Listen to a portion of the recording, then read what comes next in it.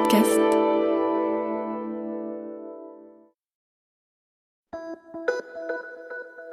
Salut, c'est Clara de l'INA.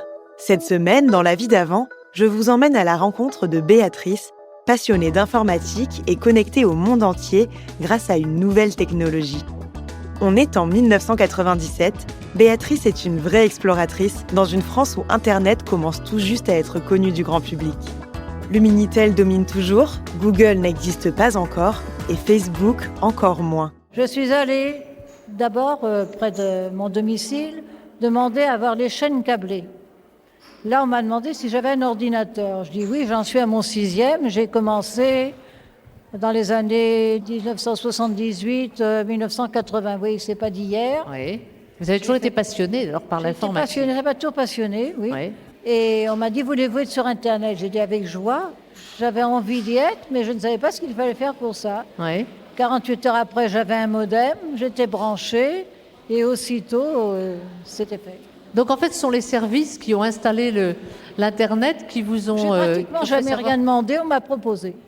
Et ce qui est intéressant, c'est que depuis, la France entière vous connaît, puisque il y a eu des reportages télévision sur vous. Jacques Chancel vous a interviewé. Vous venez d'enregistrer... Une superbe photographie. Avec lui?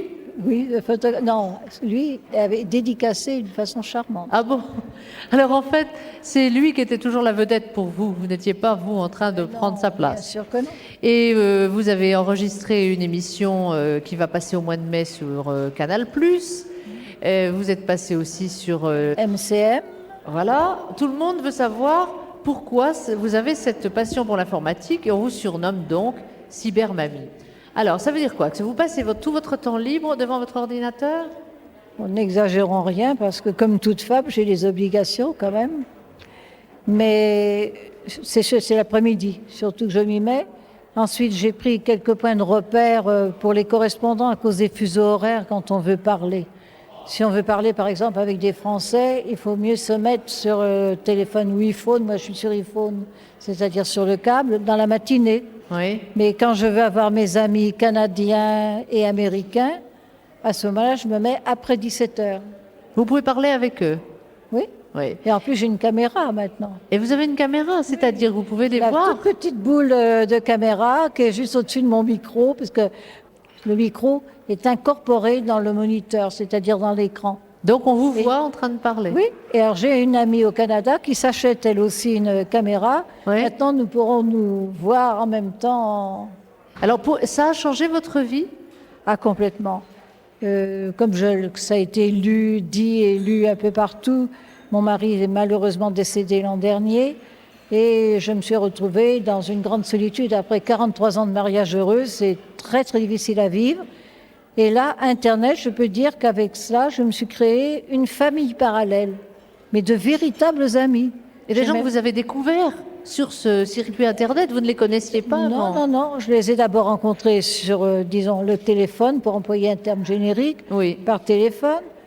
Et grâce à cela, j'ai des amis. J'ai 2 au Texas, par exemple. J'en ai à Salt Lake City.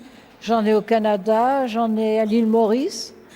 Et ça ne vous tente pas de prendre l'avion et d'aller les rencontrer, et d'aller les voir vraiment et de partager avec eux une vie quotidienne pendant 1 mois, 3 semaines? Je suis invitée, mais c'est impossible. J'ai une mère qui va avoir 98 ans. Oui. Il n'est pas question que je la quitte. D'accord. Donc pendant ce temps-là, la compagnie, vous l'avez de cette manière-là? Oui, c'est merveilleux. La relation humaine, vous Et la tous trouvez les jours, vers 10 heures le matin, j'ouvre l'ordinateur et je regarde les messages. Et généralement, j'ai jamais moins de 3 messages. Et d'après le décalage horaire, je sais ceux auxquels je dois répondre tout de suite et ceux qui peuvent attendre l'après-midi ou la soirée pour répondre. Et comme j'ai un scanner, nous échangeons des photographies, des documents aussi, des articles de journaux, tout ça par le scanner.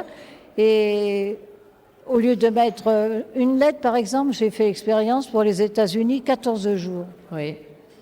Et là, il faut exactement 3 secondes pour envoyer mon email.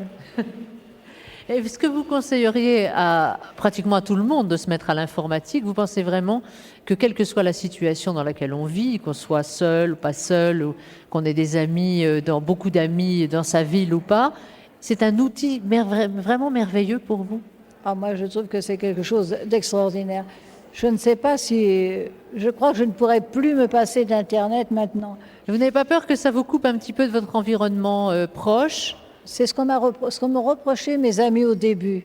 Mais c'est en me voyant à l'action, en train de le faire justement, Oui.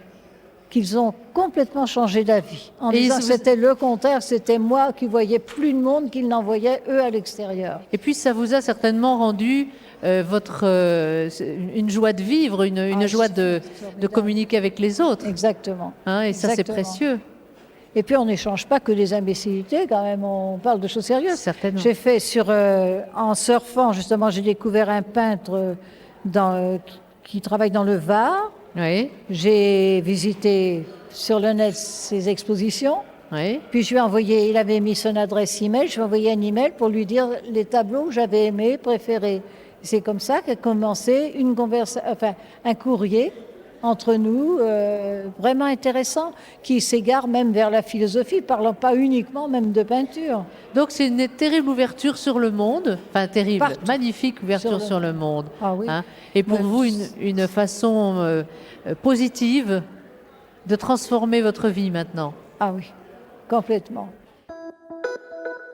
Merci d'avoir écouté cet épisode. S'il vous a plu, partagez-le et abonnez-vous pour ne rater aucun nouvel épisode. Je vous retrouve la semaine prochaine pour une nouvelle rencontre dans la vie d'avant. En attendant, vous pouvez écouter d'autres récits en archive sur Ina Podcast.